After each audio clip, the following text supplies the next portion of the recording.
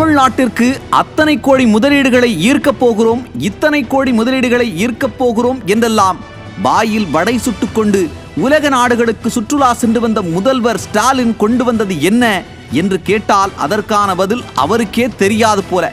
சமீபத்தில் தமிழ்நாட்டிற்கு வரவேண்டிய கோடிக்கணக்கான முதலீடுகள் எல்லாம் கொஞ்சம் கொஞ்சமாக ஆந்திரா பக்கமும் தெலுங்கானா பக்கமும் நகர்ந்து கொண்டிருக்கின்றன. இந்த விவகாரம் தமிழ்நாட்டு மக்கள் மத்தியில் பேசுபொருள் ஆகியதால் இதை மடைமாற்ற என்ன செய்வதென்று தன் மூளையை கசக்கி யோசித்த தொழில்துறை அமைச்சர் உடனே கோவையில் TN ரைசிங் மாநாடு என்ற ஒரு நாடகத்தை போட்டிருக்கிறார். அதன் பின்னணியில் இருக்கும் திமுகவின் தில்லாலங்கடிகள் ஒவ்வொன்றாக தற்போது வெளிவந்து கொண்டிருக்கின்றன.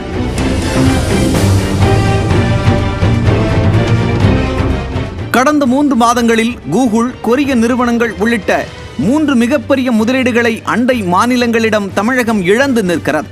மாநில தொழில்துறை அமைச்சர் தனது PR ஜாலங்கள், மேம்போக்கான மறுப்புகள், விளக்கங்களை அளித்தாலும் தமிழகத்தின் தொழில்துறை நமக்கு வரவேண்டிய அந்நிய முதலீடுகளை அண்டை மாநிலங்களிடம் இழந்துவிட்டு நம் உள்ளூரில் உள்ள நிறுவனங்களுடன் புரிந்துணர்வு ஒப்பந்தங்களை போட்டது போல பாவலா காட்டிக் கொண்டிருக்கிறது.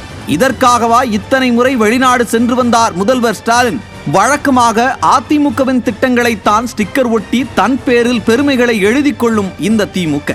ஆனால் தற்போது தமிழ்நாட்டில் உள்ள உணவுத்துறை நிறுவனங்களின் தனிப்பட்ட வளர்ச்சியையும் தங்கள் அரசின் தொழில்துறை வளர்ச்சி என்று ஸ்டிக்கர் ஒட்டி கொள்கிறது. தமிழ்நாட்டில் இத்தனை ஆண்டு காலம் உணவுத்துறையில் கோலோச்சி வரும் பல நிறுவனங்கள் தங்கள் அடுத்தடுத்த வளர்ச்சிகளை கண்டுகொண்டிருக்கின்றன. ஆனால் அவர்களுடன் புரிந்துணர்வு செய்து கொண்டு நாங்கள் தான் முதலீடுகளை ஈர்த்தோம் என்று எதற்கு நாடகம் போட்டு ஊரை ஏமாற்றுகிறது இந்த திமுக?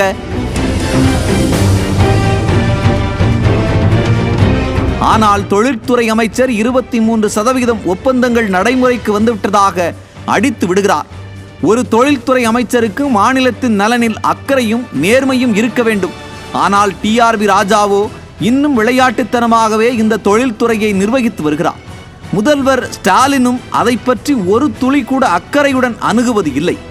ஆக தமிழ்நாட்டு தொழில் நிறுவனங்களுடன் மட்டுமே ஒப்பந்தம் போட்டுவிட்டு ஊரை ஏமாற்ற பார்க்கிறாரா தமிழ்நாடு தொழில்துறை அமைச்சர்? வெளிநாட்டு முதலீடுகளை ஈர்ப்பதாக சொல்லி ஏமாற்றுவதுதான் திமுகவின் திராவிட மாடல் 2.0 என்பன போன்ற பல்வேறு கேள்விகளுக்கு விடை தேட விழைகிறது இன்றைய நியூஸ் ஜே உரிமை குரல் நிகழ்ச்சி.